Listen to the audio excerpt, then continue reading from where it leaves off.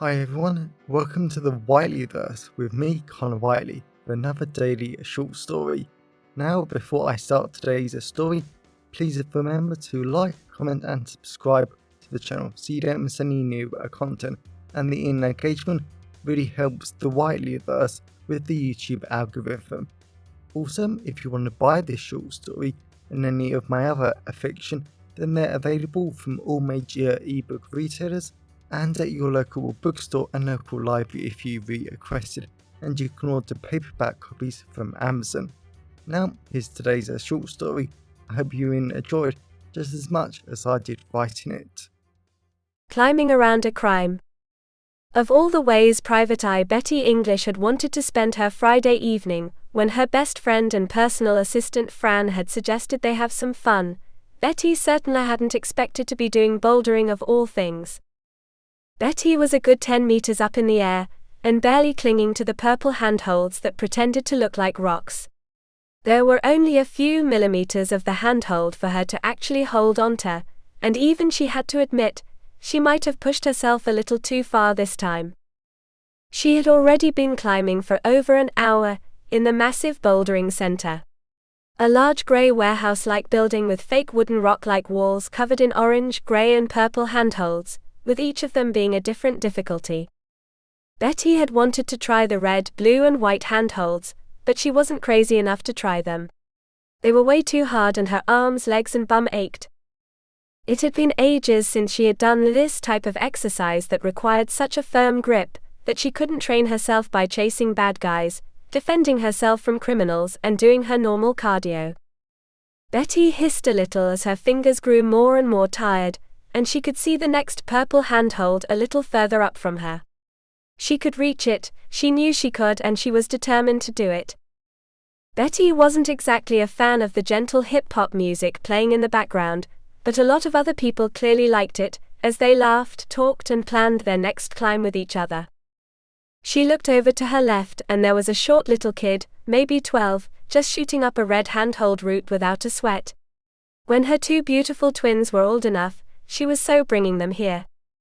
Betty hissed as she realized bouldering required weird hand strength that she seriously didn't have, but she loved it anyway. It was so much fun climbing up the handholds, stretching herself and proving that she was a strong independent woman that could do anything she put her mind to. Except she could feel her fingers were about to give out on her. She fell. Betty landed straight down on the soft spongy grey floor below, and she laughed to herself. She had always liked falling, and this had been a great idea of Fran's to come here after work. "Are you okay?" Fran asked. Betty got up and laughed as she looked at her best friend, smiling and wearing her black gym top and activewear jogging bottoms. Apparently, Fran did this a lot, but Betty was rather impressed she was doing a lot better than her friend on her first time. "I'm going to start myself off again on a grey route," Fran said, going over to the climbing wall. Betty nodded. She couldn't blame Fran at all for wanting to take the easiest route. Her fingers and arms were killing her, but that was all part of the fun. Someone screamed. Betty spun and gasped as she saw a young woman fall 12 meters through the air, with two handholds flying off the wall. The woman landed with a thud, and Betty rushed over. She knocked people out the way, as she rushed over the other side of the center. She even leapt over a small child. A group of other people were already surrounding the young woman, and Betty just pushed past them. "Who are you?" someone asked in Adidas sportswear. "Bettie English, Private Eye," she said, kneeling down next to the young woman. Betty was surprised at the sheer sponginess of the floor, as she knelt down next to the young woman who was hissing in pain, holding her ankle, and her black tight sportswear was hugging her slim body. Betty wasn't exactly a fan of how all the men and women at the center crowded around her like they were trying to suffocate her, but they were asking questions and trying to help. The worst of it was the awful hints of sweat and more sweat that filled the center. Betty didn't mind it too much, but she was looking forward to getting some fresh air later on, but right now she just needed to help this young woman. "What happened?" Betty asked as calmly and reassuringly as she could. The young woman held onto Betty's hand. I was climbing like I've done 1,000 times, and the handholds just gave way. They spin rarely but never fall off. Excuse me. Excuse me, a man said as he pushed himself through the crowd. Betty rubbed the woman's hand gently before she stood up, and let the man in his first aid uniform take over. She went out of the crowd and enjoyed the slightly less intensely sweaty air, and then she went over to Fran, who was taking photos of the handholds. Betty knelt down next to them and Fran followed. She had liked it how resourceful, clever and focused Fran was. Fran had probably already sent the photos to the Federation for some kind of analysis that Betty didn't want to focus on right now. Here, Betty said, pointing to the handholds. The attachments to the walls have been cut. Betty hated seeing the perfectly smooth, almost saw-like markings on the handholds. And Betty wouldn't have been surprised if someone had tried to kill or hurt the young woman on purpose. How long have you been coming here? Betty asked Fran. Maybe 4 months, Fran said, looking over at the young woman. Bethany was here before I started, and she's a competitive one. She represents Kent at national competitions. She's really nice too. Betty nodded. She had heard of national contests for all sorts of weird and wonderful sports, but bouldering just seemed a little too niche. How many of the people here are competitive? Betty asked, standing up. Most of them, actually. There's a set of trials coming up, and everyone has to requalify or get in for the first time. Show me the person who might do this, Betty said, not knowing if Fran was observant enough to guess who might be responsible.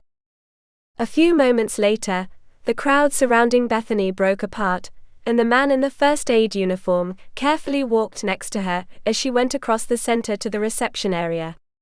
Betty was glad she seemed okay, and nothing was broken, so hopefully she had only sprained her ankle.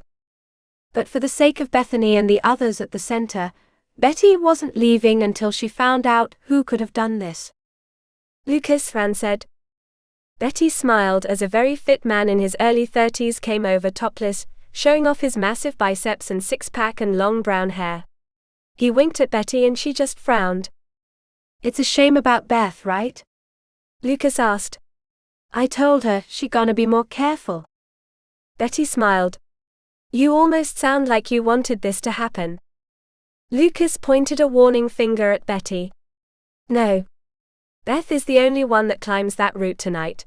She practices all tonight doing the exact same route, because it's one of the hardest here. All of us have to train on lesser routes. Betty tried to remember how long Beth had been here before or after them. Beth had turned up about the same time as them, so she had been doing the route for about an hour before it broke. That didn't make any sense. Do you know how to damage these handholds enough? Betty asked. No, no one does except Mike, the manager. I come here to train, socialize and become good enough to compete. That is it, and I do not waste my time on pretenders like Beth. Now if you excuse me, I have training to do. Betty folded her arms as Lucas went away, and the idiot turned round to flex a little for her. It wasn't a bad sight, but she hated guys like that. He isn't wrong, Bet, Fran said, gesturing they should go to the reception area. Betty followed Fran as the two of them went across the spongy floor, with the hints of sweat, manly musk and chalk filling the air. I know, Betty said. I have little idea how someone could change and damage the handholds so easily. Considering this has been open all day, and I presume other people have used the route. I'll get the camera footage. Thank you, Betty said. Betty stepped out the way of a small child, as he leapt off one of the walls and almost took her out. I'm so sorry, his mother said. It's fine. Your son's great at climbing, Betty said. She went over to the reception area, which was nothing more than a large front desk, a row of black metal tables and some horrible black chairs that Betty seriously didn't want to sit in. They just looked plain uncomfortable. Betty waved at Beth, as she was sitting on one of the horrible chairs with an ice pack on her ankle, and she was playing on her phone. Some people call you a pretender, Betty said. Huh, Bethany said. Lucas and the other guys just can't accept that I qualified for nationals every year since I was 18. I'm good at bouldering, I work hard and I make sure other people benefit from my work. Betty leant on the back of a chair. How do other people benefit? This center. A few years ago, it needed to up its membership cost to keep its doors open, and every April it wants to increase its costs. I donate a few tens of thousands to keep prices down. Betty was amazed. That was brilliant of Bethany, and she had no idea there was that much money in bouldering competitions that she could afford to donate like that. I live off my day job, and my competition money pays for very nice holidays with my boyfriend, Bethany said. And this place was where I fell in love with bouldering, so why shouldn't others have the same chance? Betty nodded. That was a great point, but maybe that was what had annoyed someone enough to attack her tonight. She had learnt over the years with her own extreme acts of charity, the benefits of being a millionaire, that it always annoyed certain organizations and people more than they ever wanted to admit. Thank you for your time, Betty said, going back over to Fran. At least 6 other people have used that same route today. No accidents, no problems, no time to damage the handholds, Fran said, closing her phone. Betty shook her head. It was worth a shot, but that would have been too easy. I presume you got the Federation to run background checks on Bethany, Betty said. I am offended you needed to ask, Bet. Betty laughed as she waved over a large man with the name tag, Mike. Everything checks out with Bethany, Fran said. No problems, no money issues, and she is basically keeping this place afloat. Find out everything you can about rival businesses and people that want to see this place shut. Betty nodded her thanks to Fran as she went over to Bethany and sat down. Fran's face twisted into a mixture of pain and just being uncomfortable as she sat down. Miss English, Mike said, it is a pleasure to have you here tonight. I presume you're working to find out what happened to Bethany. I am, Betty said, gesturing to the other people bouldering. Do you think any of them could have done it? God, no, Mike said. It isn't possible because these are all good people, and everyone knows that Beth is keeping this place open. It's public knowledge and we all owe Beth a great debt. Does anyone not like you being open? Mike rolled his eyes. My wife. No, I'm joking. Maybe Lucas, because his father wanted to redevelop this site and expand the center so we do other sports as well. Betty looked at Lucas at the very top of the bouldering wall after completing the blue and white route, which was meant to be the hardest one. He was skilled, he didn't like Bethany, but she just wasn't sure he could damage the handholds. Help! Fran shouted. Betty spun around. Bethany was coughing and gasping and winded. She collapsed to the ground. Betty rushed over. She slammed an open hand on Beth's back. Something flew out of Beth's mouth, and she gasped in as much air as she possibly could. Betty knelt on the ground and inspected the small chunk of chalk that had shot out of Bethany's mouth. It was small and neatly cut. This wasn't something someone had quickly broken off. Someone had planned this carefully and purposefully. Then Betty noticed Beth had a small plate of energy balls in front of her. And she realized someone really wanted Bethany well and truly gone from this competition. She went over to Beth's plate and broke up some of the remaining energy balls and shook her head. All of them contained chunks of chalk designed to choke Beth. Betty looked at Mike. Who the hell made these? He shrugged. I don't know. I normally make them from scratch just for Beth. Not tonight though, not after the fall. Fran, did you see anyone? No, sorry. I was deep diving on my phone. Betty so badly wanted to roll her eyes, but Fran was just doing her job, and Betty couldn't moan at her for that. And she supposed it was slightly her fault too. She had just never expected someone to try and kill her again so soon. No, Bethany said. You did make these for me. Betty folded her arms because something wasn't adding up here. I was talking to Miss English. I couldn't have given them to you, Mike said. And you keep this place afloat, why would I want to kill you? Betty clicked her fingers and smiled. This was all starting to make sense because Mike had probably owned this center for more years than she wanted to think about. he had trained and had great athletes train here like Beth. She would have been surprised if there was anything he didn't know about bouldering, including the handholds. And Betty was willing to bet if she had a Federation-approved lab test the handholds, there would be some kind of substance, maybe glue, on the handholds that would have lasted until tonight. So only Beth would have been affected. What did you study at university? Betty asked Mike. Chemistry. Betty laughed. Chemistry students would know about chemicals, substances and bonding strengths. How long did the handholds have to last until Beth came? Mike took a few steps back. And actually, Betty said, it didn't matter if you got one of the other staff members to give her the energy balls. You had already made them, and why would your own staff assume you wanted to kill her? Mike took a few more steps back. Betty and Fran followed him onto the spongy floor. Here it is, Fran said.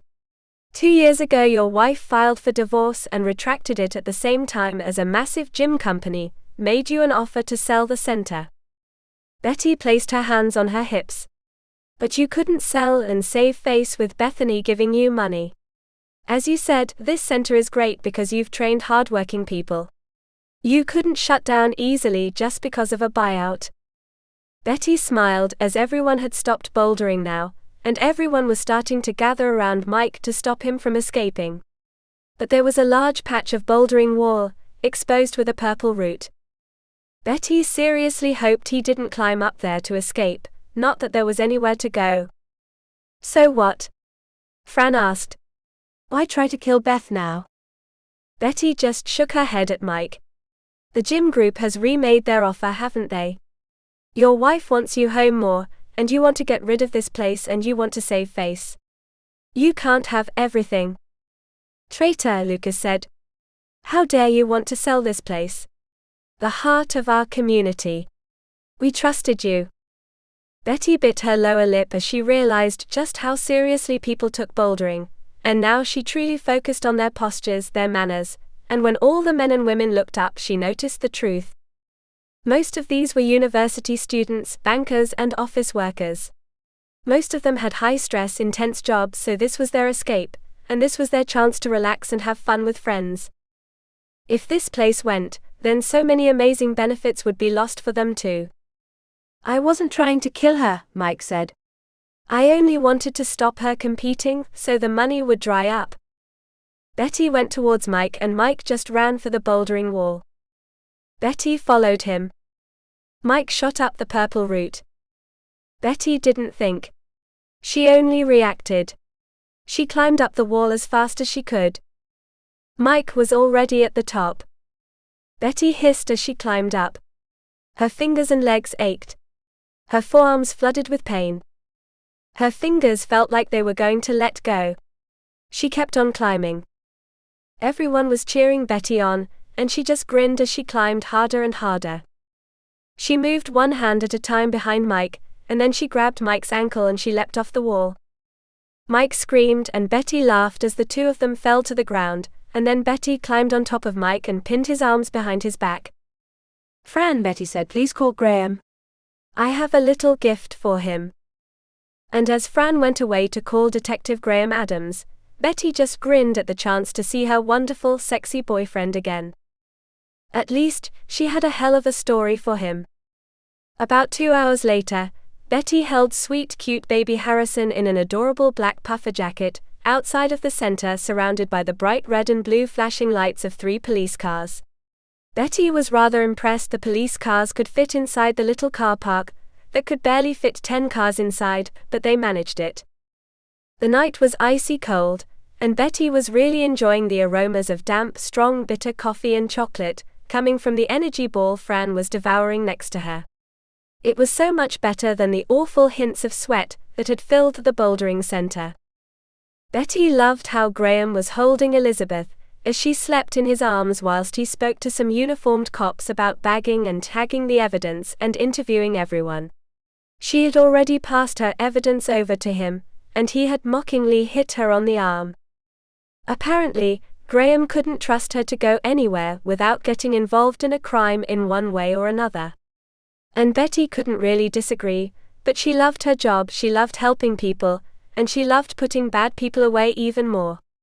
"Thank you," Graham said to the uniformed officers before coming over to Betty and Fran. "Bethany's going to make a full recovery before the tryouts." "Good," Betty said as she bounced Harrison a little. "Mummy," Harrison said, pointing to the energy ball in Fran's hand. "No, sweetheart, you can't have nuts until you're older." Harrison just buried his face in her neck, and Betty kissed him lightly on the head.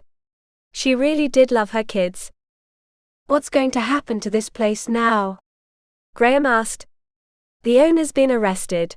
Beth probably won't want to keep funding it, and I don't like how the gym company's going to buy it." Betty just grinned and hugged little Harrison even tighter. She had absolutely no intention of allowing the gym company to buy the bouldering center, shut it down, and convert it into something new. The local community needed the bouldering center to de-stress, have fun and socialize after a hard day's work, or just to have fun. "Fran," Betty said, grinning. Fran took out her phone and showed Graham something. "The British Private Eye Federation," Graham said, clearly reading from something, "strongly believes in supporting businesses critical to the local community." Betty nodded, because it was why she did what she did. She solved crime, helped people, and improved lives. "You're buying the center, and who's running it?" Graham asked. "Once the paperwork goes through privately, so the gym group will never have a chance to outbid us," Betty said.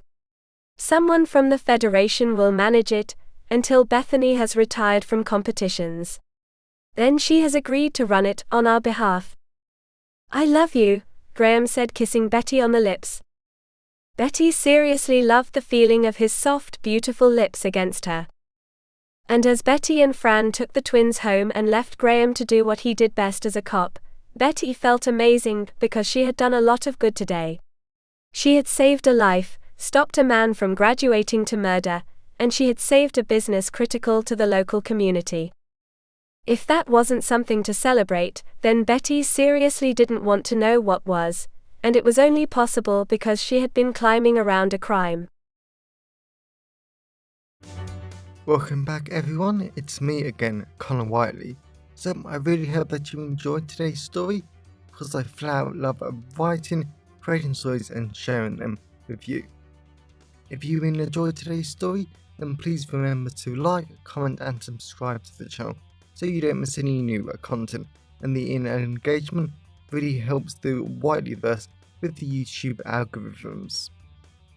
And if you want to buy this short story or any of my other fiction, then they're available from all major ebook retailers, and you can get them from your local library if you requested, and you can order the paperback copies from Amazon, your local bookstore or local library if you request it. Lastly, if you want to support the channel on a one-off basis, then you can now buy me a coffee at buymeacoffee.com/Connor Whiteley. Also, if you know anyone who would enjoy today's story, then please share it with them. I'm always really grateful when you wonderful people help spread the word about the channel. So, thanks for watching the Whiteleyverse, and I'll see you again soon. Have a great day, everyone.